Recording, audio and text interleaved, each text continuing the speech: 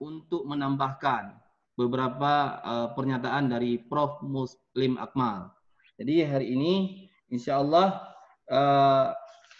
saya pikir tidak memperpanjang mukadimah karena berbagai tentunya waktu juga sangat berharga, apalagi waktu dari Bapak Ibu sekalian juga sangat penting dan pesertanya juga sudah sangat banyak. Kepada Prof. Muslim Akmal, waktu dan tempat kami persilahkan. Terima kasih Bapak Ustaz Fakhruddin sebagai moderator pada hari ini. Assalamualaikum warahmatullahi wabarakatuh. Assalamualaikum warahmatullahi wabarakatuh. Alhamdulillahi rabbil alamin. Wassalatu wassalamu ala asyrafil anbiya'i wal mursalin wa ala alihi wa sahbihi ajma'in.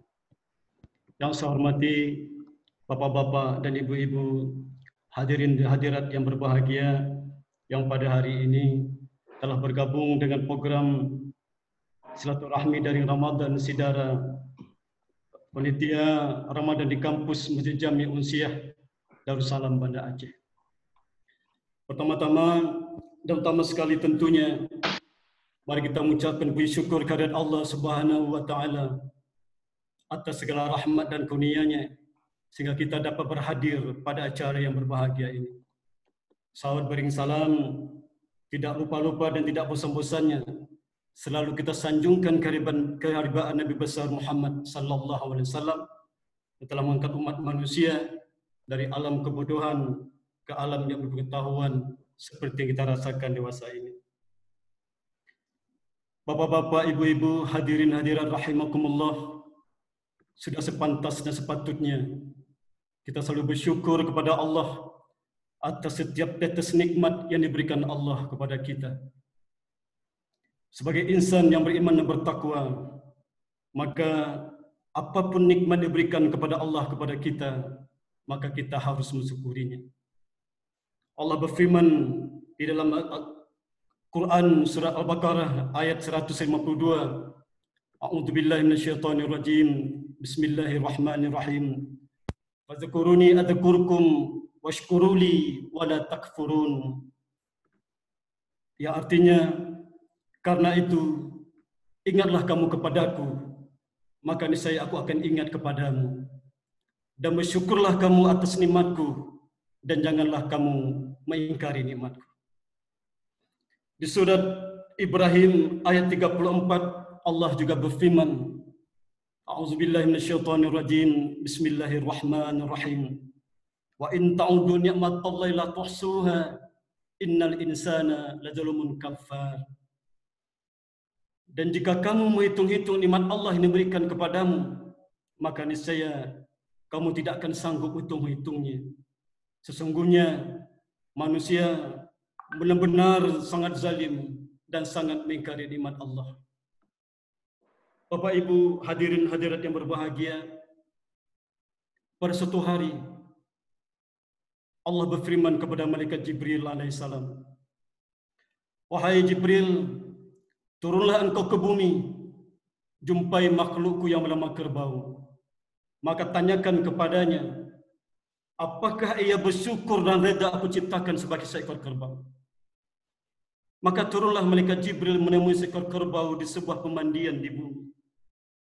Maka kemudian Jibril berkata, wahai kerbau, Allah bertanya kepadamu, apakah engkau reda dan bersyukur diciptakan Allah sebagai seekor kerbau? Maka kerbau pun menjawab, wahai Jibril, sampaikan kepada Allah, sungguh aku sangat bersyukur diciptakan Allah sebagai seekor kerbau daripada Allah ciptakan aku sebagai seekor kelelawar yang jika dia tidur, kakinya di atas, kepalanya di bawah, dan mohon maaf, kadang-kadang air seninya mengenai kepalanya. Maka kemudian Jibril menemui kelelawar dan bertanya, wahai kelelawar, apakah engkau reda dan bersyukur diciptakan Allah sebagai seekor kelelawar?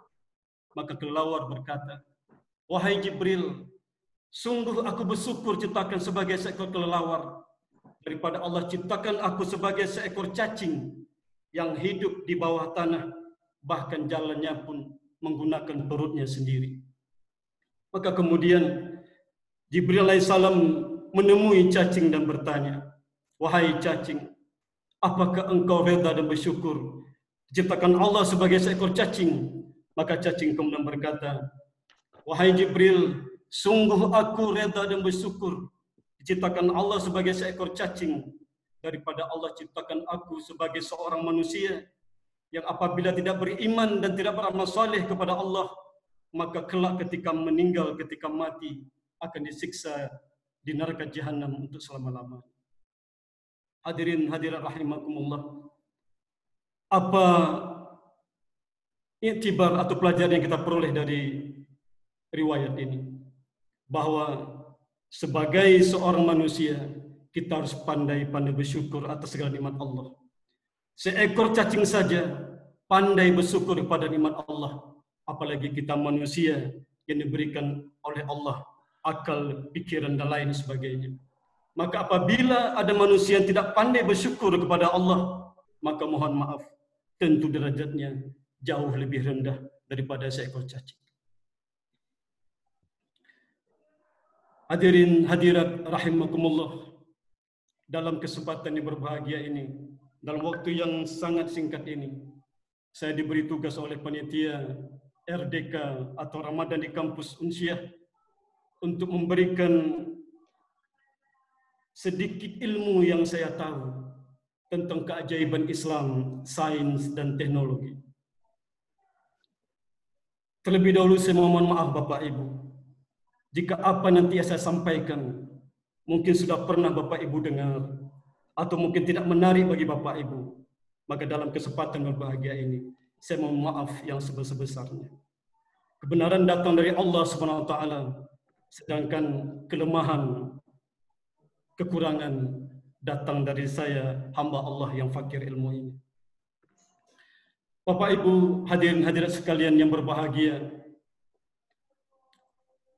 Lanjut slide-nya, Pak. Alhamdulillah Allah menakdirkan kita beragama Islam, agama yang kita yakini kebenarannya. Di mana kita tahu di seluruh dunia dewasa ini ada sekitar 1 miliar lebih penganut agama Islam. Dan kalau kita lihat di berita-berita sekarang ini, di Eropa atau benua biru, penganut agama Islam semakin lama semakin banyak. Apa makna Islam? Islam adalah penyerahan diri sepenuhnya kepada Allah Subhanahu wa taala. Apabila ada seorang muslim, apabila ada seorang yang mengaku Islam atau seorang muslim, maka sudah sepantasnya dia menyerahkan diri sepenuhnya kepada Allah Subhanahu wa taala. Inna salati wa nusuki wa mahyaya wa mamati lillahi rabbil alamin. Sesungguhnya salatku, hidupku, matiku hanya untuk Allah, Tuhan sekalian alam. Itulah yang selalu kita ucapkan, yang kita sampaikan kepada Allah SWT setiap salat kita 5 waktu sehari semalam. Salah satu keajaiban agama Islam adalah terletak di dalam kitab sucinya, yaitu yang bernama Al-Quranul Karim. Sebagaimana kita tahu bahwa di dalam Al-Quran mengandung kisah-kisah dari rasul-rasul Allah yang terdahulu bersama umatnya. Kemudian dalam Al-Quran juga mengandung kabar-kabar gembira bagi hamba-hamba Allah yang beriman. Kemudian dalam Al-Quran juga mengandung ancaman-ancaman bagi orang-orang kafir dan munafikun.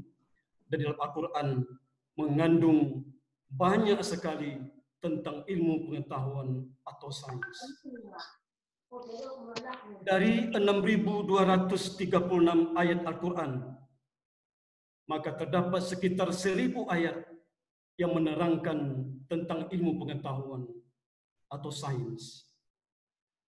Nah, di dalam kesempatan berbahagia ini, sesuai dengan bidang ilmu saya dalam bidang kedokteran hewan, saya akan berbagi sedikit tentang apa yang saya tahu tentang penciptaan unta oleh Allah SWT di dalam Al-Quran.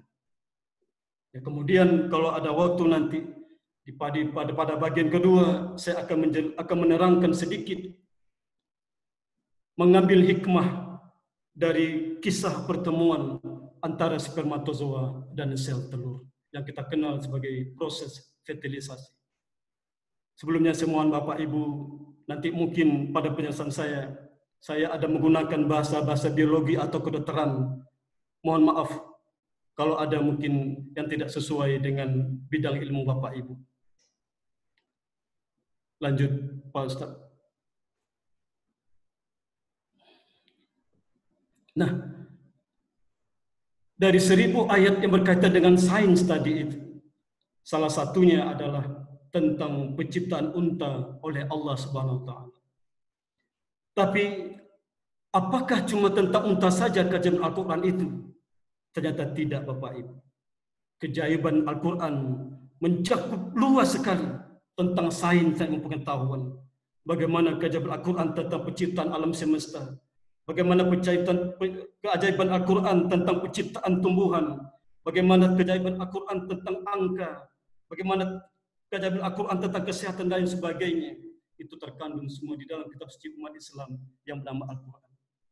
Bahkan dari keajaiban Al-Quran Bapak Ibu hadirin sekalian berbahagia, banyak sekali ilmuwan-ilmuwan yang akhirnya mengucap 2 kalimat syahadat. Bapak Ibu, izinkan saya menerangkan 5 orang ilmuwan kemudian akhirnya masuk Islam mengucap 2 kalimat syahadat akibat terpesona dengan kebesaran atau keajaiban Al-Quran. Yang pertama Bapak Ibu, ada seorang ahli bernama Jacques Yves Cousteau. Dia adalah seorang ahli atau ilmuwan Perancis. Dia ahli oceanografi dan ahli selam terkenal di seluruh dunia. Pada satu hari, dia menemukan ada mata-mata air yang seolah-olah terpisah di antara keduanya. Yang satunya di sebelahnya asin, tetapi yang sebelahnya itu tawar. Mendapati fenomena ini, Cousteau mencari jawabannya kemana-mana.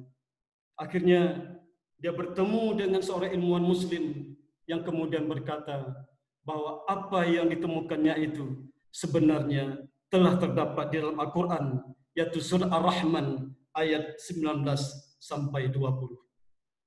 Setelah dia menemukan itu, jawaban di surah Ar-Rahman ayat 19 sampai 20 itu, kemudian Cousteau akhirnya mengucapkan 2 kalimat syahadat. Yang kedua Bapak Ibu, seorang ilmuwan bernama Profesor William Brown. Dia adalah ilmuwan Amerika Serikat. Apa yang dia temukan? William Brown menemukan adanya tumbuhan-tumbuhan yang berada di sekitar dia. Ketika dalam keadaan sunyi, dia seolah-olah mendengar bahwa tumbuhan itu seolah-olah berbisik. Masya Allah. Ketika dia berkumpul dengan teman-temannya, kemudian mendiskusikan tentang itu, maka dilakukanlah sebuah penelitian. Dengan sebuah alat yang canggih dia temukan bahwa seolah-olah tumbuhan itu mengeluarkan kata-kata, mengeluarkan lafaz-lafaz, seolah-olah berbisik keluar suara-suara. Maka Profesor William Brown kemudian menjadi begitu gelisah. Dia kirim email kepada ilmuwan di seluruh dunia, kepada teman-teman yang mengerti tentang itu. Tetapi satu pun tidak mengerti tentang itu. Namun kemudian dia bertemu dengan seorang ilmuwan India yang beragama Islam. Maka kemudian dikatakan kepadanya, wahai Profesor William Brown, apa yang kau temukan itu sebenarnya sudah ada dalam kitab kami umat Islam Al-Quranul Karim, yaitu dalam Al-Quran surat Al-Isra ayat 44, yang maknanya lebih kurang berbunyi bahwa semua yang ada di alam semesta ini itu berzikir kepada Allah. Namun kamu tidak tahu apa zikir daripada mereka itu. Maka kemudian Profesor William Brown berkata, selama karirku menjadi seorang ilmuwan selama 30 tahun lamanya, aku belum pernah menemukan seperti ini. Tetapi aku menemukan fenomena ini justru di dalam kitab suci umat Islam Al-Quran. Maka saksikanlah aku hari ini mengucapkan 2 kalimat syahadat. Asyhadu an la ilaha illallah wa asyhadu anna Muhammadar Rasulullah. Allahu Akbar.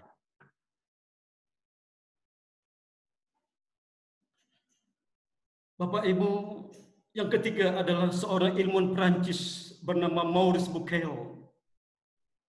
Dia adalah seorang ahli bedah ternama di Perancis. Pada suatu hari, dia ditunjuk sebagai ketua tim peneliti untuk meneliti jasad Fir'aun.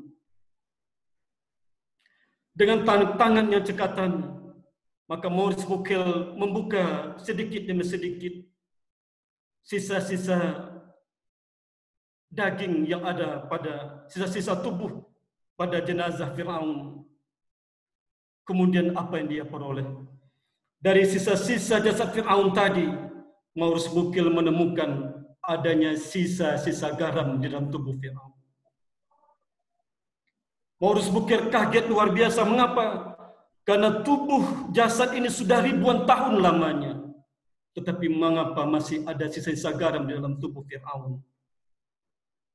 Sama seperti Profesor William Brown, dia mencari jawabannya.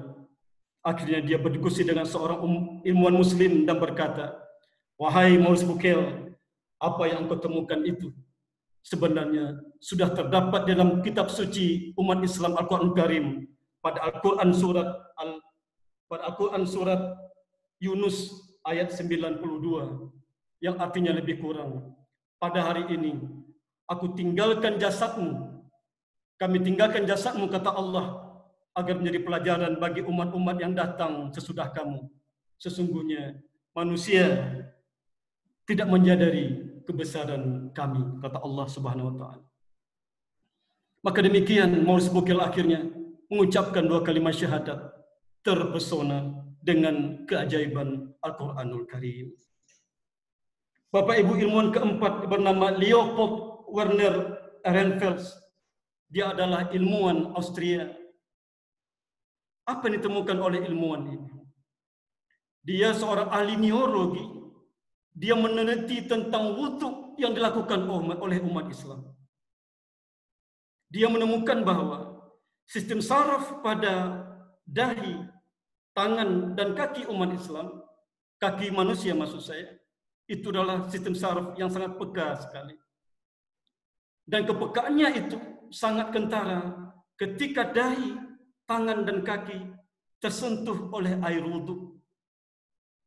Maka orang yang sering berwudhu, kata Leopold tadi, kata ilmu Leopold tadi, maka orang yang sering berwudhu, maka dia akan sehat tubuhnya. Sehingga dia mengatakan bahwa seharusnya bukan hanya umat Islam yang berwudhu, umat lain juga harus berwudhu. Mengapa? Karena dengan berwudhu itu akan menjaga kesehatan. Karena keistimewaan wudhu inilah, maka kemudian Leopold akhirnya mengucapkan 2 kalimat syahadat. Yang kelima, Bapak Ibu, seorang ilmuwan neurologi Amerika Serikat yang bernama Fidelma O'Leary. Apa yang ditemukan oleh Fidelma ini? Fidelma menemukan bahwa ada pembuluh saraf di otak. Ada pembuluh saraf di otak kita ini yang tidak pernah teralir di darah kecuali ketika orang dalam keadaan sujud. Padahal darah sangat diperlukan untuk berfungsi otak secara optimal. Maka ketika umat Islam sujud, kata Fidelma, maka otak umat Islam tadi itu akan dialiri oleh darah sehingga otaknya berfungsi dengan normal.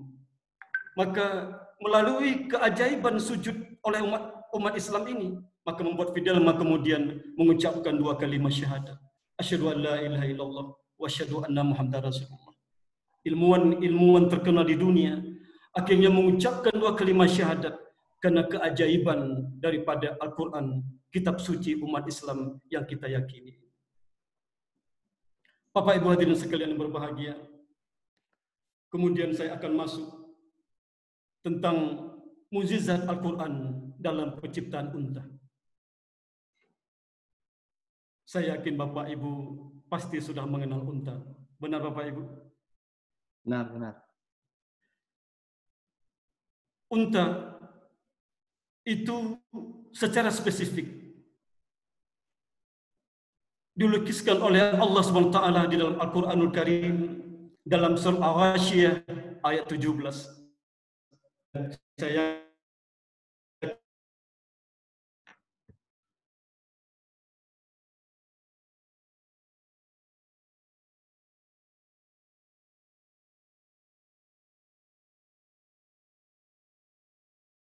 Maaf, Prof. Suaranya tidak terdengar, Prof.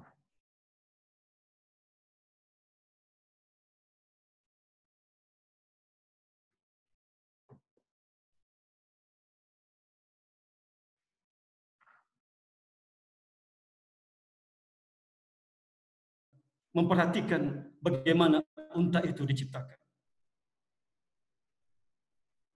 Bapak Ibu, mari kita lihat satu persatu apa kelebihan unta. Yang pertama Bapak Ibu, unta hidup di padang pasir yang begitu tandus. Unta hidup di padang pasir begitu tandus dan gersang, tetapi unta adalah salah satu hewan ternak yang sangat disukai oleh bangsa Arab. Mengapa? Karena unta mempunyai banyak kelebihan. Yang pertama, unta, sebentar saya, unta dagingnya bisa dimakan, kemudian susunya bisa juga dimakan, kemudian unta bisa dilakukan sebagai hewan kendaraan. Kita tahu bahwa sejak zaman Rasulullah SAW dahulu, bahwa unta digunakan sebagai hewan tunggangan untuk berdagang dari Mekah menuju Syam, dari Mekah menuju Yaman, dan lain sebagainya. Itulah beberapa keutamaan unta oleh bangsa Arab, sehingga unta sangat digemari oleh bangsa Arab. Kemudian Bapak Ibu, dari segi sains, dari segi ilmu pengetahuan, apa kelebihan unta ini?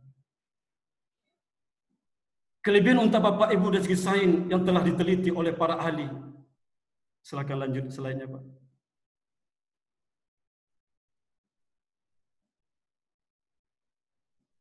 Lanjut selainnya, Pak. Ya. Setelah diteliti oleh para ahli, apa kelebihan unta? Yang pertama adalah bahwa unta diciptakan oleh Allah SWT kakinya. Kakinya sangat spesifik sekali. Sehingga unta mampu berjalan di padang pasir sepanjang 50 sampai 60 km per hari tanpa kakinya tertanam ke dalam kubangan pasir. Mengapa? Karena kaki unta sekali lagi diciptakan oleh Allah SWT demikian hebatnya, sehingga ketika dia berjalan di atas pasir, kaki unta tidak tertanam ke dalam pasir. Yang kedua Bapak Ibu, keistimewaan unta adalah Allah SWT mendesain begitu hebatnya sistem pencernaan unta. Sehingga unta mampu makan apa saja, termasuk karet di tempat yang kering sekalipun. Kemudian selanjutnya, unta diciptakan oleh Allah ada punuk di atasnya. Untuk apa punuk itu? Penelitian menunjukkan bahwa punuk itu ternyata mampu untuk menampung lemak sampai 100 sampai 200 kg beratnya. Untuk apa punuk menampung lemak tadi itu? Ternyata ketika unta haus atau lapar, maka punuk yang mengandung lemak tadi itu oleh unta bisa dirubah dengan izin Allah SWT menjadi air atau makanan untuk unta. Jadi meskipun unta tidak minum selama 3 minggu berturut-turut, maka selama masih ada lemak pada punuk unta, maka lemak tadi bisa dirubah menjadi minuman dan makanan sehingga unta bebas dari rasa haus dan rasa lapar. Kemudian Bapak Ibu hadirin hadirin yang berbahagia, unta apabila dia meminum air asin sekalipun, itu begitu sampai di ginjalnya, maka ginjalnya bisa menetralisir air asin tadi itu, kemudian menjadi tawar. Jadi ketika minum air asin pun unta tidak apa-apa dia. Mengapa? Karena kemampuan unta merubah air tawar, merubah air asin, berubah menjadi air tawar. Satu lagi kelebihan unta Bapak Ibu, ketika unta meminum air, maka sel-sel darah unta, itu mampu membengkak lebih dari 3 kali dari normalnya. Lebih dari 3 kali normalnya. Untuk apa? Untuk menampung air di dalam sel darahnya. Dan ini tentu tidak ada pada hewan lain, Bapak Ibu hadirin sekalian berbahagia. Kalau manusia seperti ini kita lakukan, maka niscaya akan pecah sel darah kita. Tetapi pada unta tidak. Dia bisa menyimpan air di dalam sel darah. Kemudian kelebihan unta ini adalah bahwa unta adalah hewan yang patuh. Ketika kita bertemu dengan unta Bapak Ibu, maka tidak ada rasa takut kepada unta. Mengapa? Karena wajahnya sangat friendly, sangat bersahabat wajah unta. Dia memang adalah hewan yang patuh. Maka sehingga Allah SWT berfirman di dalam surat Yasin 1-3 yang artinya, dan tidakkah mereka melihat bahwa kami telah menciptakan hewan ternak untuk mereka, atau sebagian dari apa yang telah kami ciptakan dengan kekuasaan kami, lalu mereka menguasainya. Dan kami menundukkannya hewan-hewan itu untuk mereka, lalu sebagiannya untuk ditunggangi mereka, dan sebagian untuk mereka makan. Dan mereka memperoleh berbagai manfaat dan minuman darinya. Maka mengapa mereka tidak bersyukur? Jangankan orang dewasa sekalipun, anak kecil pun katanya bisa mengendarai unta. Karena unta adalah hewan yang patuh. Lanjut, Ustaz. Nah, keajaiban unta yang lain adalah terdapat pada susu unta. Mengapa? Di dalam susu unta terdapat kandungan-kandungan zat yang berfungsi sebagai obat. Jika susu unta diminum dan dikonsumsi sebagai makanan dan minuman, maka akan membuat orang selalu sehat. Ini terjadi pada bangsa Arab yang dulu menyerang negeri Arab. Maka ketika mereka sampai di Arab, mereka meminum unta dan mereka mengatakan cukup dengan susu unta saja. Maka kemudian mereka pun merasa sehat. Ini dilukiskan dalam buku Talbah et al. 2015 dalam bukunya Kemujizatan Penciptaan Hewan, Ensiklopedia Mujizat Al-Quran dan Hadis. Kemudian apalagi keunggulan daripada unta? Hasil penelitian menunjukkan bahwa pada unta Arab ditemukan adanya nano-antibodies atau ini disingkat dengan nanobodies. Antibodi ini ternyata sangat berperan penting untuk mengobati penyakit pada radang pencernaan, kanker usus besar, rheumatoid, dan juga Alzheimer. Kemudian penemuan terbaru yang saya peroleh adalah, lanjut Pak. Penemuan terbaru yang dipublish oleh Al-Khamis Al-Asanad pada sebuah jurnal internasional bereputasi dunia. Apa yang mereka peroleh oleh ilmuwan ini? Mereka memperoleh bahwa urin unta dapat digunakan untuk obat kanker, hepatitis virus, penyakit virus lainnya, infeksi bakteri, dan juga parasit. Pengobatan urin unta sebagai obat ini sudah pernah diucapkan atau disabdakan oleh Rasulullah SAW dalam yang dikutip dalam buku Ensiklopedia Mujizat Al-Quran dan Hadis tentang kemujizatan penciptaan hewan. Kemudian penelitian terbaru, lanjut Pak Ustaz. Nah, ini penelitian terbaru. Penelitian terbaru menunjukkan pada unta bahwa genom unta atau gen-gen unta itu berukuran 2,38 GB yang mengandung 20.000 gen. Peneliti ini, Ali et al. 2019 ini mengatakan bahwa susunan genetik unta yang tidak biasa ini katanya, inilah yang menjadi alasan utama mengapa unta dapat bertahan pada lingkungan yang ekstrim sekalipun. Bapak Ibu, ini adalah penelitian terbaru yang saya peroleh yang menunjukkan bahwa pantas Allah SWT mengatakan, afala yanzuru na ilal ibli kaifa khuliqat. Tidakkah mereka melihat bagaimana unta itu diciptakan? Bapak Ibu hadirin hadirat yang berbahagia, inilah beberapa keistimewaan unta yang diteliti oleh para ahli yang membuktikan keajaiban Al-Quran dalam penciptaan unta. Berapa lama waktu saya, Pak Moderator? Boleh, Prof. Sekitar 15 menit lagi. Baik, kita lanjut kedua.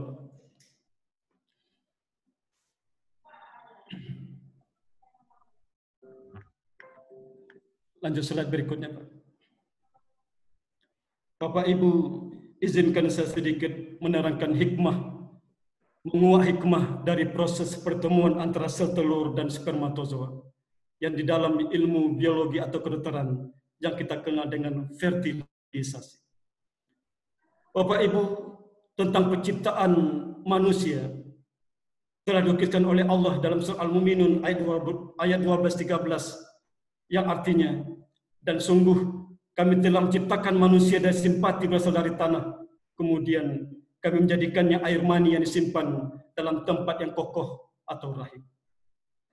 Bapak Ibu, yang saya jelaskan berikut ini adalah bagaimana kisah pertemuan spermatozoa dan setelur yang kemudian kita ambil hikmah dari pertemuan itu. Silakan selanjutnya, Pak. Silakan lanjut lagi, Pak.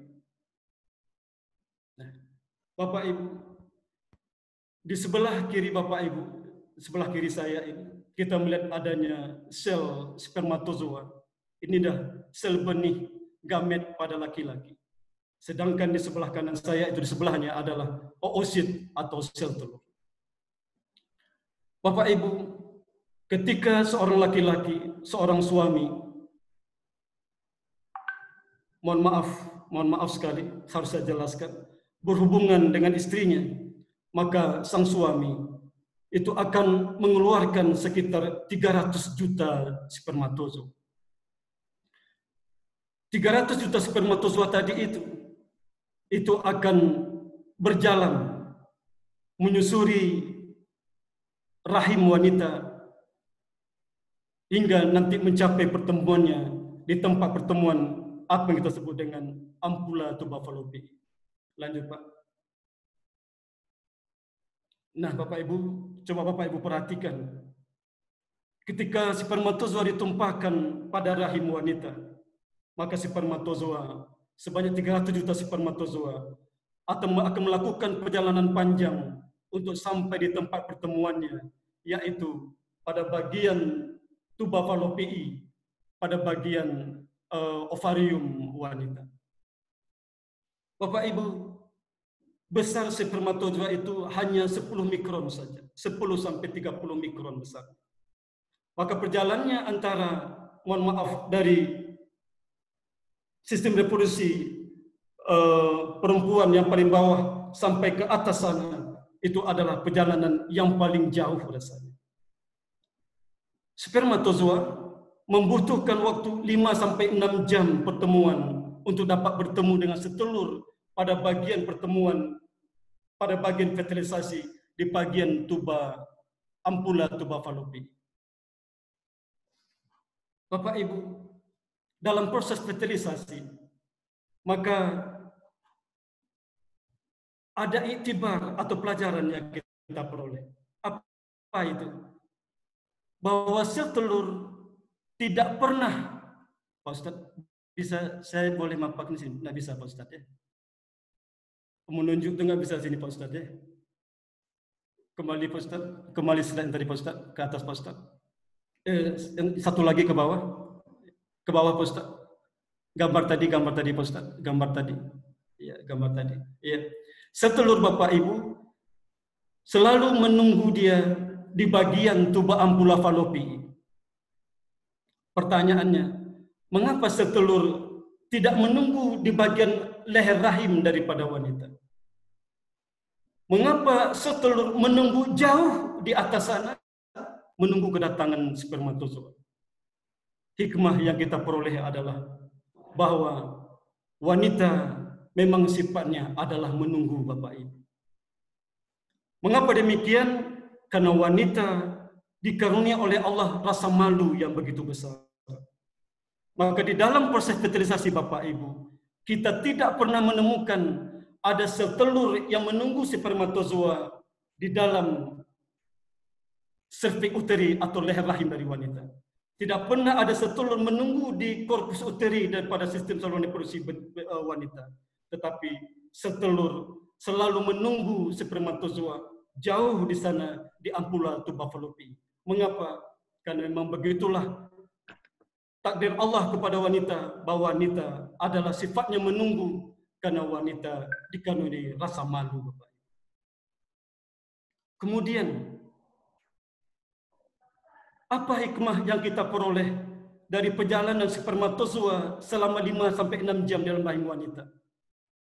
Hikmah yang kita peroleh adalah bahwa untuk mencapai sebuah tujuan, spermatozoa harus melakukan usaha yang begitu luar biasa. Dan begitu juga dalam kehidupan kita, Bapak Ibu. Untuk mencapai tujuan yang ingin kita peroleh, untuk mencapai tujuan yang ingin kita gapai, maka kita harus berusaha. Maka seorang laki-laki, Bapak Ibu, spermatozoa, dia tidak boleh menjadi orang pemalas. Dia tidak boleh malas. Mengapa?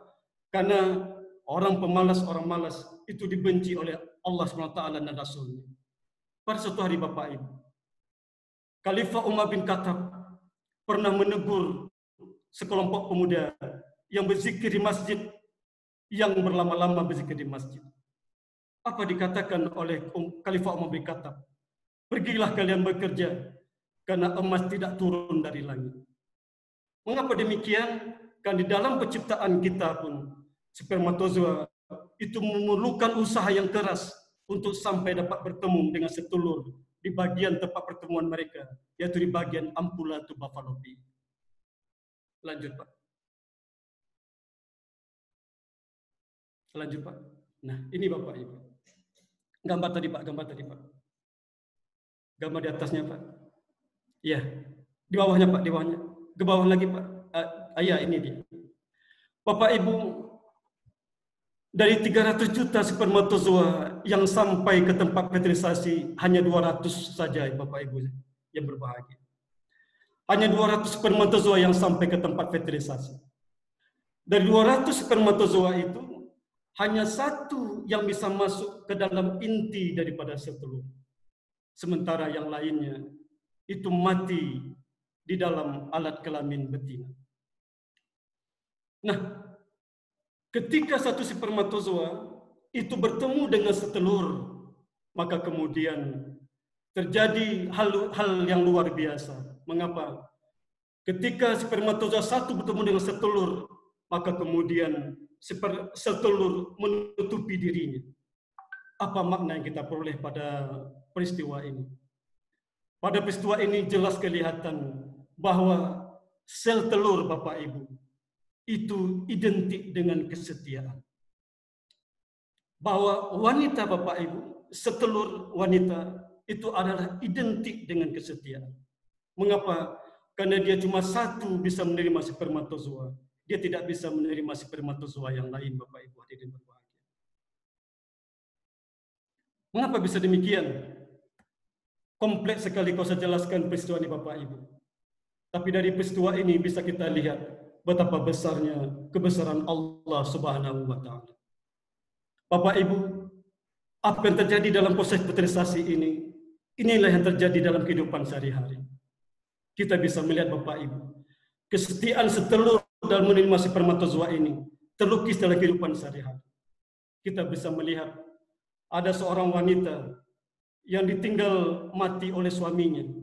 Itu bertahun-tahun lamanya dia tidak pernah menikah lagi. Mengapa? Karena memang Allah ciptakan setulur itu adalah menggambarkan kesetiaan seorang wanita. Bapak Ibu hadirin hadirat yang berbahagia, apa yang saya jelaskan dalam proses fertilisasi ini sebenarnya sedikit sekali yang bisa kita jelaskan. Karena proses ini Bapak Ibu sungguh sangat luar biasa. Karena dia melibatkan banyak sekali proses-proses yang hanya Allah SWT saja yang tahu bagaimana kompleksnya proses fertilisasi. Maka demikian, oleh karena itu, demikian dulu yang dapat saya sampaikan. Nanti mungkin siapa tahu ada pertanyaan. Kalau bisa saya jawab, tapi kalau tidak, saya mohon pending untuk saya jawab di kemudian hari. Silakan Bapak Ibu, mungkin ada pertanyaan. Baik, terima kasih kepada Prof. Muslim Akmal yang sudah menyampaikan materi yang menurut kami sangat luar biasa.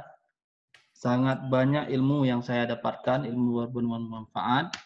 Selanjutnya kepada para ustadz, ustazah yang ingin bertanya supaya tertib, dimohon kepada ustadz untuk menggunakan tool raise hand yang terdapat di bawah nantinya adalah semacam menunjukkan tangan supaya nantinya akan kami pilih kepada para peserta dan kami nantinya akan mempersilahkan kepada para peserta yang ingin bertanya. Baik, untuk sesi pertama kita coba dulu 3 penanya. 3 penanya, apakah sudah ada 3 penanya? Dan alhamdulillah sudah ada 1 ini Ustadz Enzus. Ada lagi yang ingin bertanya mungkin nantinya?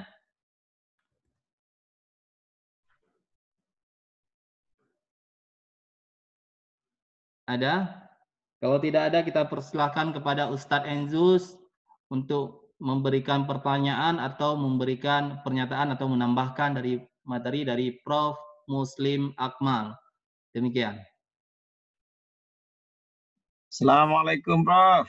Waalaikumsalam warahmatullahi wabarakatuh. Alhamdulillah, Allahumma shalli ala Muhammad. Dari paparan awal tadi ada sampai 5 orang ya, saya rasa juga lebih ilmuwan-ilmuwan besar yang dengan mempelajari alam ini, mempelajari ilmu pengetahuan, kemudian bertemu dengan dalil-dalil Al-Quran, lalu mereka masuk Islam. Tapi di sisi lain, kenapa ada pula ilmuwan-ilmuwan Islam yang kemudian pindah keyakinan setelah semakin paham menurut mereka tentang Islam. Misalnya bagaimana seorang profesor dari NTB, Profesor Syarifuddin, malah beliau adalah guru besar bidang ulumul Quran bisa pindah keyakinan. Begitu Prof. Terima kasih Prof. Terima kasih Ustaz. Baik, karena belum ada yang peserta yang bertanya lagi, mungkin Prof.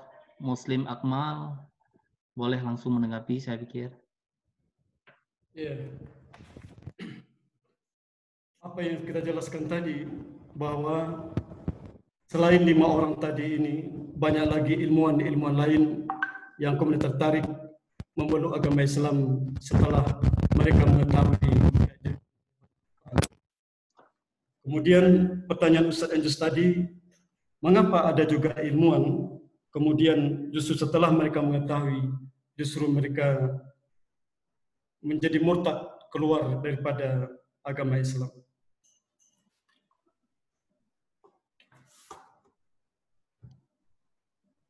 Dari segi sains mungkin agak susah kita menjawabnya. Tetapi mungkin dari segi agama, mungkin kalau saya salah Pak Ustaz Enzus, adalah bahwa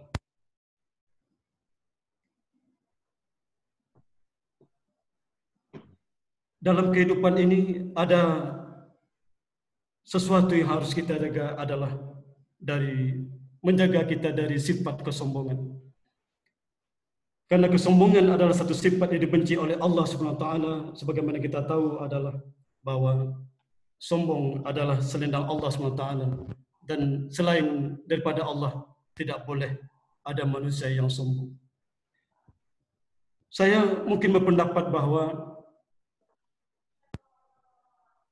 di dalam diri daripada ilmuwan yang Pak Ustaz katakan tadi, mungkin ada sifat kesombongan di dalam dirinya.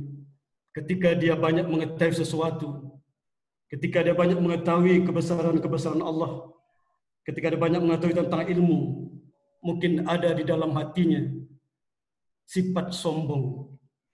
Dan karena sifat sombong ini pula lah yang kemudian Allah dapat mencabut hidayah dari dirinya. Bapak Ibu sekalian berbahagia, saya kira yang bisa saya jawab dari pertanyaan Pak Ustadz Enjus ini adalah bahwa mengapa ada ilmuwan yang bisa dicabut daya oleh Allah SWT? Saya rasa adalah karena ada kesombongan di dalam dirinya. Demikian menurut saya Pak Ustadz Enjus, atau mungkin ada tambahan dari Ustadz-Ustadz lain, silakan Pak Ustadz. Baik, terima kasih kepada Prof. Muslim Akmal yang sudah menjabarkan, artinya memang sifat sombong ini sebaiknya kita jauhkan dari kita kaum manusia hari ini. Baik, selanjutnya sudah ada penanya yang kedua dari Ustazah Seprita Suryani Nestri. Pada Ustazah kami persilahkan. Baik, sebelumnya saya berterima kasih. Di sini saya mau bertanyakan mengenai urin unta tadi. Katanya kan dapat menyembuhkan penyakit virus lainnya. Berarti urin unta ini bisa untuk menyembuhkan virus penyakit COVID-19 ini. Menurut Profesor bagaimana? Sekian, terima kasih. Baik, saudari siapa tadi? Seprita Suryani Nestri. Ya, saya kemarin mencoba men-searching beberapa jurnal terbaru tentang penelitian urin unta ini. Tetapi yang saya peroleh adalah yang tadi penelitian tadi, Pak. Tentang urin, Prof. Ya, tentang urin unta. Ya. Saya tampilkan slide-nya, Prof, ya. Ya, silakan. Oke. Ya. Nah, saya memperoleh bahwa dari ilmuwan ini yang dipublish pada tahun 2017 ini pada jurnal bereputasi dunia ini, itu dikatakan bahwa urin unta itu dapat mengobati penyakit silakan Pak. Beberapa penyakit diantaranya yang disebabkan oleh virus. Nah, pertanyaan tadi, apakah urin unta ini bisa juga digunakan untuk pengobatan coronavirus yang ada saat ini? Nah, kalau memang dari penelitian tadi dikatakan bahwa urin unta bisa mengobati beberapa penyakit disebabkan oleh virus, siapa tahu? Siapa tahu, mungkin urin unta ini juga berpotensi mengobati penyakit virus oleh coronavirus ini. Tetapi yang perlu kita ingat bahwa apabila belum ada penelitian untuk itu, maka kita belum bisa mengatakan bahwa urin unta bisa mengobati penyakit virus. Maka oleh karena itu, kita bisa mengatakan punya potensi untuk itu, tetapi kita belum bisa memastikan sebelum ada penelitian untuk itu. Saya kira demikian jawaban.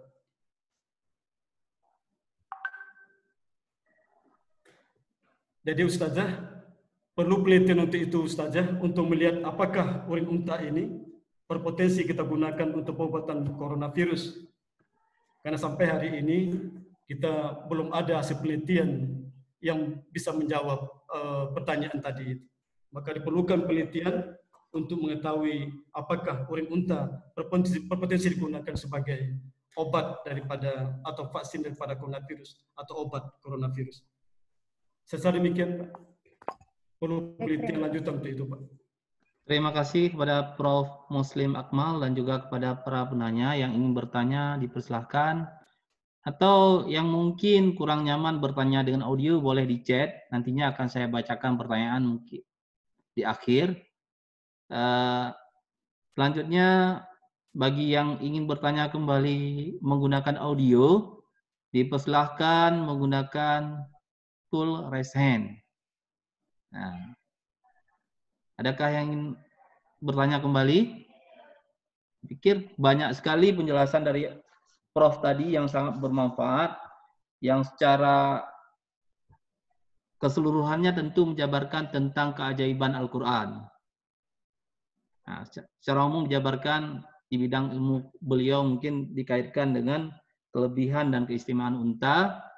Selanjutnya tentang hikmah dari proses pertemuan sel telur dan spermatozoa. Jadi sebenarnya memang luas sekali seperti Prof. Muslim Akmal sampaikan tadi. Banyak sekali, bahkan ilmuwan juga takjub masuk ke dalam Islam karena banyaknya penemuan dan penelitian yang mereka temukan yang menemukan keajaiban dari Al-Quran. Selanjutnya kepada Ustadz Enzus. Silakan Ustadz Enzus, mungkin mau menambahkan atau mau menerangkan kembali atau menanyakan kembali. Demikian. Silakan Ustadz Enzus.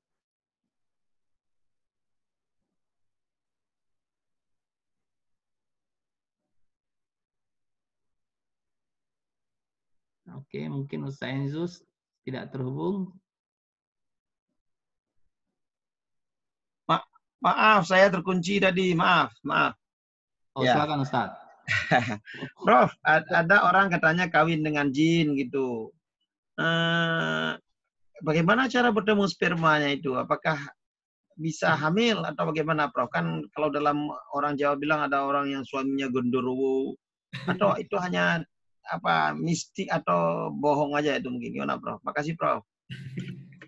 Terima kasih Pak Ustadz. Pertanyaannya susah sekali Pak Ustadz. Pak Ustadz, dari segi sains Pak Ustadz, dari segi sains, bahwa spermatozoa Pak Ustadz, spermatozoa itu hanya bisa hidup di dalam alat saluran kelamin wanita Pak Ustadz. Di dalam proses pertemuan spermatozoa setelah tadi yang saya sampaikan sepintas tadi, karena memang detail sekali proses ini, karena tidak mungkin dalam waktu yang singkat ini saya jelaskan detail. Di dalam proses pertemuan spermatozoa dan setelah tadi itu, dibutuhkan ada proses namanya kapasitasi, Pak Ustaz. Apa itu kapasitasi? Kapasitasi itu adalah pematangan spermatozoa agar ia dapat bertemu dengan setelur dan memasuki setelur. Apa yang dibutuhkan pada kapasitasi itu? Kapasitasi itu adalah tempat di mana spermatozoa dibekali begitu banyak bahan-bahan makanan, lemak, dan lain sebagainya, agar ia mempunyai kekuatan untuk dapat bertemu dengan setelur. Nah, menjadi pertanyaan, apakah mungkin spermatozoa manusia bisa hidup di luar daripada lingkungan saluran kelamin wanita? Saya jawab tidak bisa, Pak Ustaz. Karena mengapa? Karena di segi sains ilmu pengetahuan menunjukkan bahwa spermatozoa laki-laki atau bibit laki-laki itu hanya bisa hidup di dalam saluran alat kelamin wanita.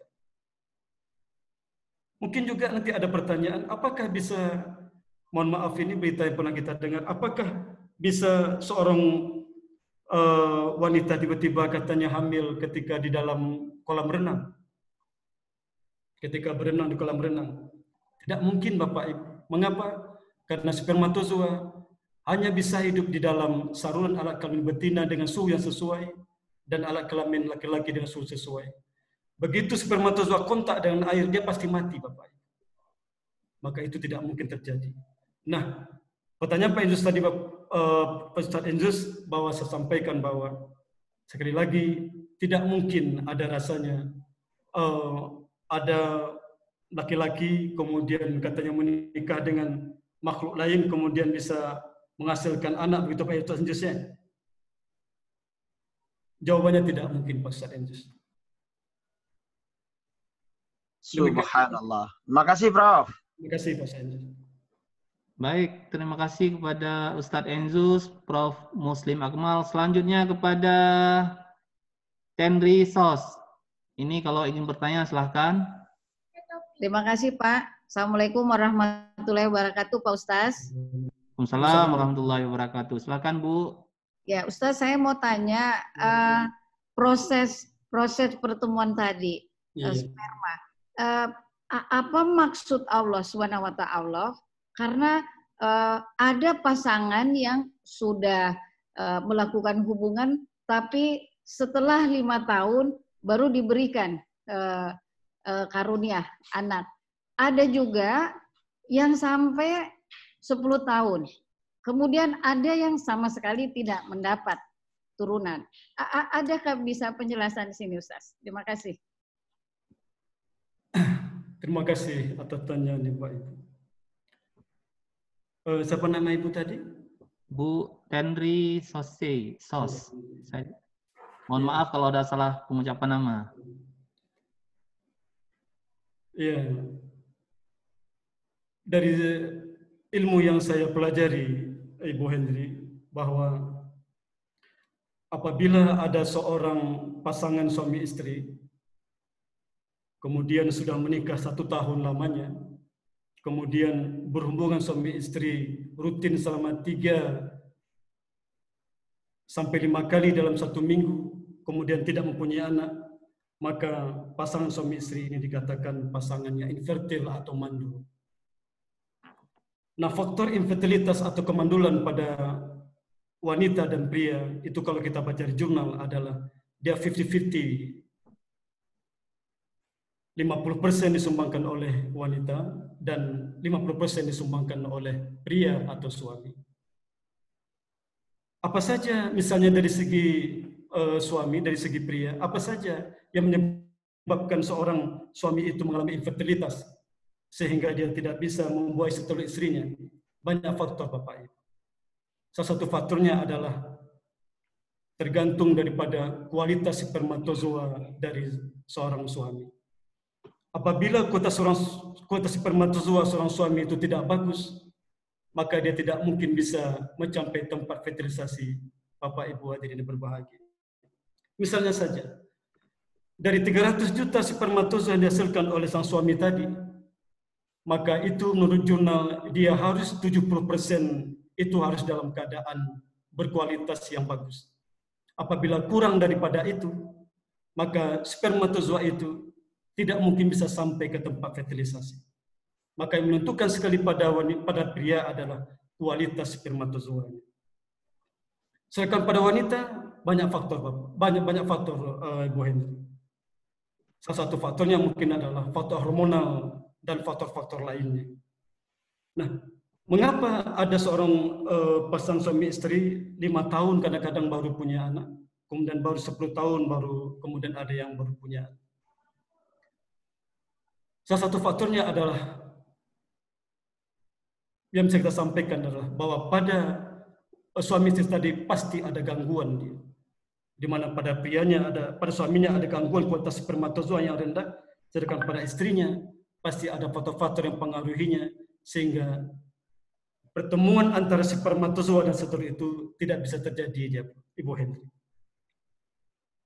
Nah, sedangkan faktor-faktor lain yang bisa kita lihat adalah bahwa kadang-kadang ada diagnosa dokter itu suaminya sehat, kemudian istrinya juga sehat. Tetapi mengapa mereka tidak bisa punya anak? Kita kembali kepada takdir, Ibu Henry, bahwa Allah mungkin belum mentakdirkan mereka untuk punya anak. Allah yang Maha tahu apakah kita sudah pantas diberikan anak atau tidak. Maka yang paling bisa kita lakukan adalah berdoa kepada Allah. Sebagaimana kita tahu bahwa doa adalah kekuatan umat Islam. Doa kepada Allah bangun di tengah malam tahajud kita, maka insya Allah Allah akan peroleh. Allah memberikan atau menitipkan anak kepada kita. Ada orang yang saya mengenal ada orang yang sampai 19 tahun tidak punya anak. Kemudian setelah berobat ke sana kemari, baru Allah berikan anak. Padahal di antara mereka, kedua-duanya adalah subur. Mengapa ini bisa terjadi? Itu semuanya adalah rahasia Allah Subhanahu wa Ta'ala. Demikian, Ibu Henry, yang bisa saya jawab. Baik, terima kasih kepada Prof. Muslim Akmal yang sudah menjabarkan. Selanjutnya, ada lagi peserta yang ingin bertanya kepada Bu Irnawati. Kami persilahkan.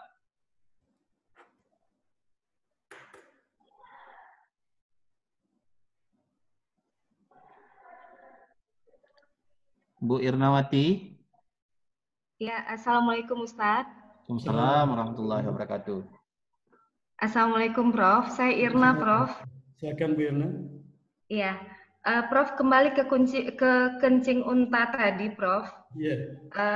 Nah, baru-baru ini mungkin beberapa tahun terakhir yang belakang kita pernah membaca ya Prof ya di berita-berita online yang tokoh-tokoh Islam seperti Ustadz Bahtiar Nasir, kemudian Habib Rizik, ketika mereka di Mekah atau di Madinah mereka akan minum kencing unta gitu. Nah, ternyata itu ada kajian ilmiahnya ternyata ya Prof ya. Saya juga perlu tahu. Dan mungkin kita yang awam di bidang ini memang ini tidak tahu kalau ini ternyata memang sudah ada kajian ilmiahnya walaupun sedikit. Sehingga saat itu netizen itu ramai-ramai membuli tuh ustadz-ustadz kita gitu ya Prof ya. Membuli bahwa mereka dikatakan kadrun lah, unta gurun lah dan sebagainya gitu. Nah, yang jadi pertanyaan, Prof, untuk di zaman Rasulullah sendiri, apakah ini tradisi minum kencing unta ini sudah pernah dilakukan atau belum, Prof? Atau hanya baru sekarang berdasarkan kajian ilmiah, walaupun yang hanya sedikit sekali, mungkin Prof juga baru menemukan satu ya, Prof, ya mungkin ya, Prof ya, kajian ilmiahnya, atau mungkin ini menjadi peluang ke depan. Nah, itu, Prof, pertanyaannya bagaimana di zaman Rasulullah sendiri? Apakah ini sudah pernah dilakukan belum, Prof? Ya, terima kasih Prof. Itu saja pertanyaannya. Baik, terima kasih Bu Irna. Ibu Irna. Di dalam buku ini ada disebutkan bahwa Rasulullah SAW itu adalah orang yang pertama sekali menerangkan tentang media pengobatan melalui air seni unta. Sebagaimana itu tercantum di dalam Al-Quranul Karim, itu di dalam surat Yasin. Kalau ilmuwan ini mengatakan bahwa tetap dalam surat Yasin ayat 71-73 yang artinya begini, apakah mereka tidak melihat bahwa sungguhnya kami telah menciptakan binatang ternak untuk mereka, yaitu sebagian dari apa yang telah kami ciptakan dengan kekuasaan kami sendiri. Lalu mereka menguasainya. Kami tundukkan binatang-binatang itu untuk mereka, sebagiannya menjadi tunggangan mereka dan sebagian mereka makan. Mereka memperoleh padanya manfaat dan minuman, lalu mengapakah mereka tidak bersyukur? Ibu Irna, penggunaan urin unta untuk pengobatan sebenarnya telah lama disabdakan oleh Rasulullah SAW. Meskipun penelitian tentang itu baru kita temukan hasilnya pada pada tahun-tahun belakangan ini. Salah satunya itulah yang saya temukan di publikasi Al-Kamis dan Al-Sanad 2017 ini, yang mengatakan bahwa urin unta itu dapat digunakan sebagai obat kanker, hepatitis virus, penyakit virus lainnya, dan lain sebagainya. Jadi sebenarnya pengobatan urin unta ini telah lama sebenarnya Ibu Irna. Tapi penelitian-penelitiannya mungkin terus bisa diteliti lebih lanjut agar apa yang disampaikan Rasulullah SAW ini nanti semakin terbukti adanya. Demikian Ibu Irna. Ya, terima kasih Prof penjelasannya Prof. Mungkin ada tambahan Bu Irna? Sudah Prof, mungkin nanti bisa dilanjutkan untuk kajian ilmiah yang lainnya mungkin Prof, untuk penelitian selanjutnya mungkin Prof. Mudah-mudahan akan banyak penelitian-penelitian lain yang membuktikan bahwa urin unta itu berpotensi sebagai obat untuk manusia. Ya, terima kasih Prof. Terima kasih Bu Irna. Terima kasih Ustadz. Terima kasih Bu Irnawati. Selanjutnya kepada Pak Irfan Mustafa, kami persilahkan jika ingin menambahkan ataupun ingin bertanya. Insyaallah mau bertanya. Silakan Ustadz Irfan. Assalamualaikum warahmatullahi wabarakatuh. Waalaikumsalam warahmatullahi wabarakatuh. Kalau kita membaca di dalam Al-Quran, Al-Quran ini kan juga bisa dikaji dari segi sains. Tapi misalnya seperti ada kisah Nabi Zakaria alaihissalam. Beliau memiliki anak dalam usia kajian sainsnya itu tidak mampu menjangkau. Maka di situ kita lebih cenderung kepada faktor keimanan. Karena itu takdir. Masalahnya tadi, bagaimana cara mencermati Al-Quran itu dalam sisi sains sekaligus juga tidak bertentangan dengan keimanan. Maksudnya seperti ini. Jika tidak bisa diselesaikan dengan sains, kita langsung memvonis dia sebagai faktor keimanan. Ditakutkan nanti bisa jadi bahwa Al-Quran ada versi harus dalam bentuk dogma. Jadi pengertiannya kalau tidak bisa dikaji langsung kita putus harus beriman. Tapi pada saat kita bisa mengkaji mungkin akhirnya seperti terjadi dualisme ataupun itu sinergis atau seperti sebelah dua. Jadi kalau menjelaskan Nabi Zakaria kita sains kita terbatas atau bagaimana? Maksudnya ada kebingungan di situ pusat saintis. Mungkin bisa diluruskan pemahaman seperti itu atau bagaimana? Assalamualaikum warahmatullahi wabarakatuh. Waalaikumsalam warahmatullahi wabarakatuh. Assalamualaikum. Dijelaskan Pak Moderator apa intinya tadi itu. Bagaimana Ustaz? Nabi Zakaria tadi bagaimana Ustaz? Atau mungkin kurang ini ya, maksudnya kurang jelas pertanyaannya. Putus-putus ya Pak Ustaz. Ya, putus-putus Ustaz. Coba diulang sekali Pak Irfan Mustafa. Pertanyaannya seperti ini. Yeah. Di dalam Al-Quran ada kisah Nabi Zakaria. Ya, betul. Tetapi dari segi saintis, kita sulit untuk menjelaskan. Oke.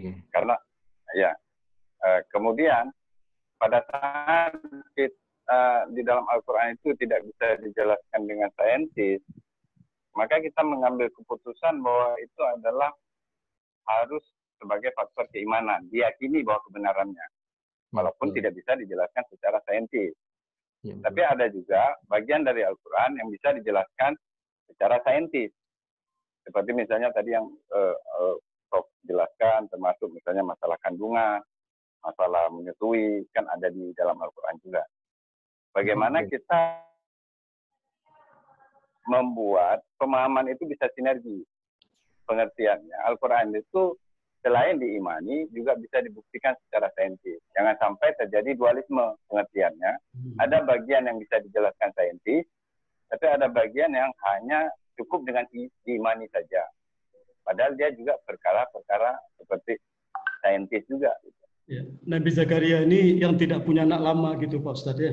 Ya, kalau dari segi saintis kan tidak mungkin. Nah, pengertiannya seperti itu. Yeah. Tapi itu ada kejadiannya di dalam Al-Quran. Gitu, Ustaz, maksudnya.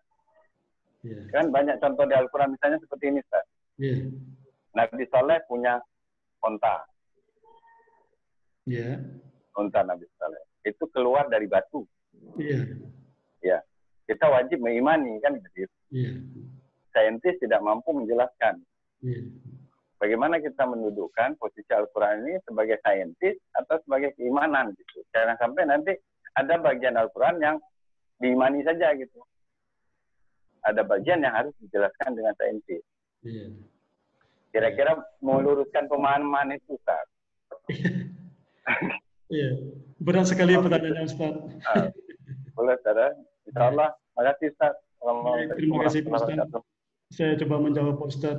Tapi kalau kurang berkenan, itulah kelemahan saya sebagai manusia, Pak Ustaz. Ya, Nabi Zakaria itu lama tidak punya anak. Kemudian bagaimana kita bisa menjelaskan itu dari segi sains? Yang bisa saya katakan adalah bahwa Bapak Ibu yang berbahagia, seorang laki-laki itu proses pembentukan daripada spermatozoanya itu berlangsung seumur hidupnya. Artinya, kalau ada laki-laki yang berumur sampai 80 tahun, maka secara saintis pengetahuan, dia masih bisa menghasilkan spermatozoa dan dia masih bisa, jika dia menikah, masih dia bisa mempunyai anak. Tapi berbeda dengan wanita ketika memasuki usia 48 atau sampai 55 tahun, maka berhentilah masa reproduksinya. Karena mengapa? Karena Allah telah membatasi seluruh wanita itu sampai batas umur yang demikian. Tetapi pada laki-laki, pada pria, proses spermatogenesis atau pembentukan spermatozoa itu terus berlangsung seumur hidupnya sampai seorang laki-laki itu meninggal di kemudian hari. Maka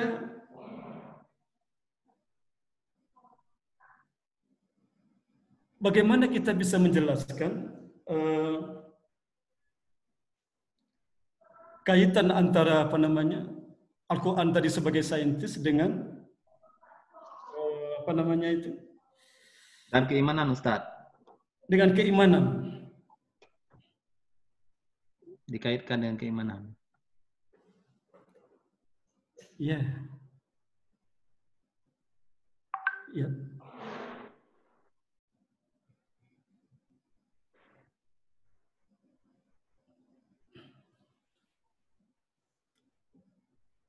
Agak susah saya menjelaskannya, Pak Ustaz. Atau ada yang bisa bantu saya? Ustaz Enzus, mana tahu? Pak Enjus? Ustaz Ahmad Fadil.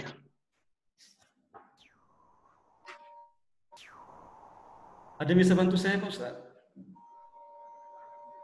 Mungkin ada yang bisa menambahkan. Menambahkan, silakan. Ya. Mungkin bisa saya teringat. Iya. Silakan.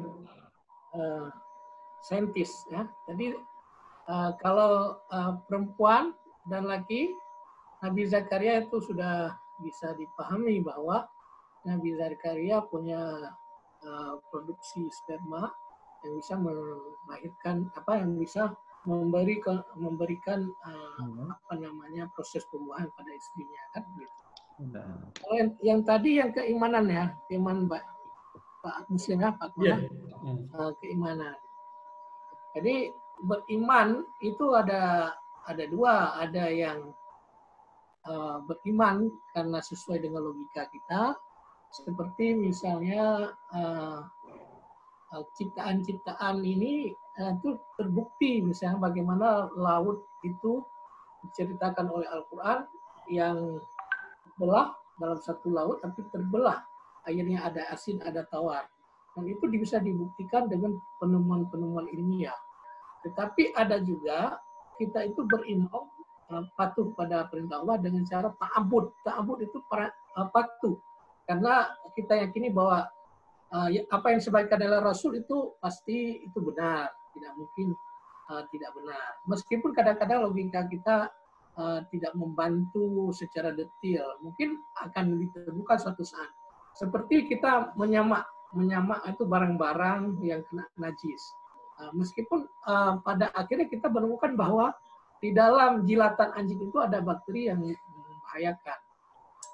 Tapi ada yang misalnya kalau kita keluar hadas, kenapa mesti berwudu kembali? Itu kan harus dipatuhi juga perintah Allah kan, tidak hanya membersihkan zubur kita yang belakang itu, karena tidak ada nampak, karena dia keluar angin misalnya. Tapi karena itu adalah perintah bersuci kita bahwa itu perintah Allah, itu ta'abbud namanya. Artinya tidak mesti semua itu harus dilogikakan. Memang dalam dalil-dalil terhadap ketuhanan ataupun syariat itu ada dua, ada dalil akli, dalil nakli, dalil yang bersumber daripada ayat dan dalil yang bersumber daripada logika. Kebiasaan itu logika menemukan hikmah di balik pemberlakuan syariah tersebut. Atau misalnya maqasidus syariah. Untuk apa syariat itu diperintahkan? Apa tujuannya? Kalau kita pelajari semua akan kita temukan ya. Meskipun ada misalnya lahirnya Nabi Isa alaihissalam tanpa proses pembuahan secara kemanusiaan, tapi Allah telah menjawab bahwa kejadian diciptakan Nabi Isa itu seperti diciptakan Nabi Adam. Dia tidak mengalami sebuah kami selini Adam, katanya dalam bahasa Al-Qur'annya, bahwa Isa diciptakan oleh Allah seperti proses Allah menciptakan Nabi Adam tanpa proses pencampuran antara laki-laki dan perempuan. Begitu. Jadi hal-hal yang nazir ataupun yang tidak diterimakan oleh logika itu bisa berlaku secara adat tidak diterima, seperti bagaimana Nabi Ibrahim itu tidak terbakar. Secara adat itu api membakar. Nah, tetapi Nabi Ibrahim tidak terbakar. banyak kejadian-kejadian yang disebut dengan yang di luar akal itu, tapi karena itu berkaitan satu dengan lainnya, kita harus beriman. Karena ada penjelasan-penjelasan yang lain, itu membuktikan bahwa Tuhan kalau ingin menciptakan sesuatu nggak perlu sebab. Dia bisa, kalau dalam ayat misalnya kun fayakun, jadi maka jadilah dia. Tidak mesti yang harus diterima akal-akal semua. Tapi kebanyakan syariat itu ada hikmah di balik itu dan bisa diterima oleh akal kita. Mungkin terlalu panjang, demikian sedikit. Ya. Terima kasih Muslim atas tambahannya, atas pencerahannya. Kenapa Ustaz Irfan, gimana Pak Ustaz Irfan? Ya, terima kasih Ustaz. Sedikit banyak sudah membuka wawasan bagaimana mengkonekkan antara logis dengan keimanan di dalam Al-Quran. Terima kasih Ustaz. Tadi yang jelaskan Ustaz, satu lagi siapa? Fajri Inkasih. Apa itu? Terima kasih Ustaz Fajri. Terima kasih atas tambahannya, penjelasannya Pak Ustaz. Masih ada waktu? Sudah selesai? Mungkin sekitar 8 menit lagi. Pak Ustadz Nurdin Yunus. Pak Nurdin Yunus ingin bertanya ataupun ingin menambahkan, mungkin menambahkan. Ya. Ya, tadi pertanyaan dari Pak Ustadz Irfan tadi menarik sekali itu.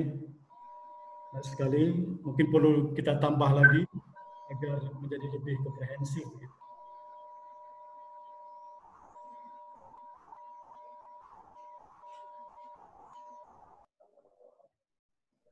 Ada?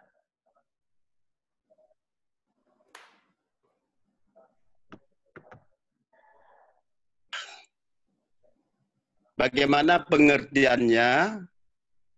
Kalamullah tersebut kan dengan definisinya la harfan wala sautun, tidak berhuruf dan tidak bersuara. Laisa kamitslihi syai'un. Tentu etikat kita bagaimana pengertiannya kalamullah di sini. Quran yang kita baca sekarang berhuruf dan tidak bersuara, berhuruf. Dan apakah Al-Quran tersebut sebagai hadis, baharu atau kadim? Ini perlu kita etikat. Jangan sampai nanti salah. Dari kita keajaiban Al-Quran sudah paham kita banyak sekali, tapi etikat kita tentang Al-Quran itu bagaimana? Pengertiannya hadis atau baharu atau kadim. Dan pengertian la sautun wala harfun, tidak berhuruf dan tidak bersuara kalamullah itu, bagaimana maksudnya dengan Al-Quran yang kita baca sekarang? Demikian Prof. Mungkin pengertian ini perlu kita pahami secara etikat kita jangan salah pemahaman kita terhadap Al-Quran. Demikian, terima kasih.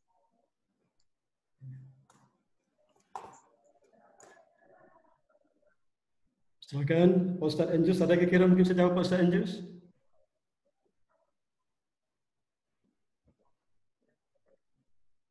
Boleh diulang tadi pertanyaannya Pak? Baik.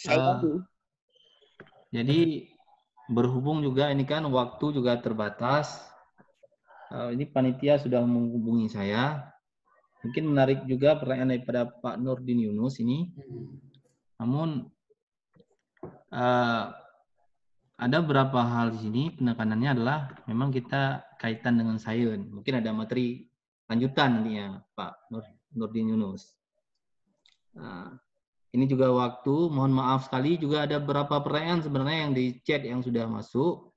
Mungkin boleh ada yang bertanya nih Ustadz dari chat yang masuk, yang berkaitan mungkin ya. Mungkin asal-usul hewan ternak nih Ustadz, ada nggak tersebutkan di Al-Quran? Asal-usul hewan ternak.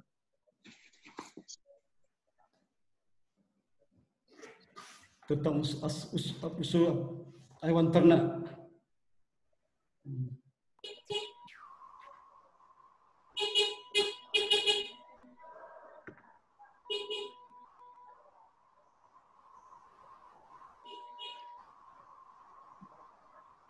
Misalnya kalau manusia akan diciptakan dari Adam, apakah langsung diciptakan juga seperti Nabi Adam? Kalau kita lihat bahwa hewan ternak itu sudah ada pada Nabi Adam kan. Dari ciptakan berarti. Ya, contohnya ketika anak Nabi Adam, siapa itu Habil dan Kabil kan? Habil dan Kabil disuruh oleh Allah SWT untuk berkurban. Maka kemudian Habil dan Kabil berkurban, yang satu kurbannya diterima. Karena mengapa? Karena dia mengorbankan domba yang sangat bagus, yang gemuk dan bagus, sementara yang Kabil ya, sementara Kabil mengorbankan domba yang tidak bagus, maka kemudian Allah menerima kurban daripada Habil yang bagus tadi itu. Maka karena itu kalau kita lihat, saya sepikir memang tidak ada kalau saya baca di buku ini, tapi kalau kita lihat bahwa sebenarnya hewan ternak itu sudah ada pada Nabi Adam dahulu.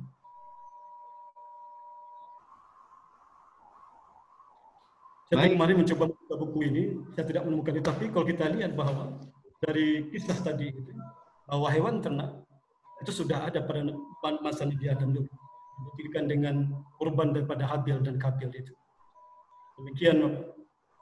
Baik, terima kasih yang sangat banyak kepada Prof. Muslim Akmal yang sudah menjabarkan.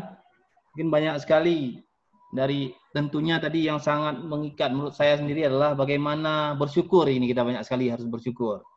Mungkin ini sudah memasuki sesi penutup. Terima kasih juga kepada para hadirin yang sudah hadir, Bapak Ibu sekalian. Mohon maaf kalau ada putus, ada pertanyaan yang tidak bisa dijabarkan ataupun belum sempat saya tanyakan, termasuk banyak pertanyaan dari chat yang masuk. Tapi ini berhubung waktulah singkat. Namun mari sama-sama kita mengikuti kajian silaturahmi dari Ramadan esok hari. Insya Allah esok hari akan diisi oleh Prof. Samsul Rijal, Rektor Unsyah. Esok hari pada jam yang sama, jam 10. Jadi insya Allah semoga bisa bergabung. Ini ada nomor WA juga dari Saudara Mu'arif. Sebagai informasi juga nanti bisa dikontak. Jadi terima kasih sekali kepada Prof. Muslim Akmal. Saya pikir banyak sekali, termasuk tadi bagaimana kelebihan daripada unta, kelebihan daripada hikmah dari pertemuan Saltarul dan spermatozoa, dan banyak sekali informasi. Dan tentunya terima kasih kepada para jamaah hadirin, Ustadz Ustazah, Bapak Ibu sekalian telah bergabung dalam kajian hari ini. Mohon maaf kalau ada salah-salah kata atau kalimat dari saya yang kurang berkenan di hati Bapak Ibu, Ustadz Ustazah sekalian. Saya juga Pak Ustadz mohon maaf jika ada penyampaian saya tidak pada tempatnya atau jawaban-jawaban saya yang mungkin tidak mengena di hati Bapak dan Ibu. Sekali lagi saya mohon diperbanyak maaf. Tapi menurut kami sudah sangat luar biasa, Ustadz. Sudah sangat bagus. Banyak sekali hal-hal yang belum terjelaskan secara detail. Prof juga menunjukkan bahwa kita tidak boleh sombong tadi. Ada pertanyaan yang mungkin di luar jalur, saya pikir. Artinya apa? Itulah kerendahan hati, dan insya Allah akan mendatangkan keberkahan ilmu yang luar biasa dari kita bersama. Baik, kita tutup, kita ucapkan istighfar, astagfirullahaladzim, kita ucapkan alhamdulillah, dan kita tutup dengan doa kifaratul majlis. Subhanakallahumma bihamdika asyhadu an la ilaha illa anta astaghfiruka wa atubu ilaik. Assalamualaikum warahmatullahi wabarakatuh. Waalaikumsalam warahmatullahi wabarakatuh. Terima kasih Prof. Muslim. Terima kasih Pak. Terima kasih. Terima kasih Pak.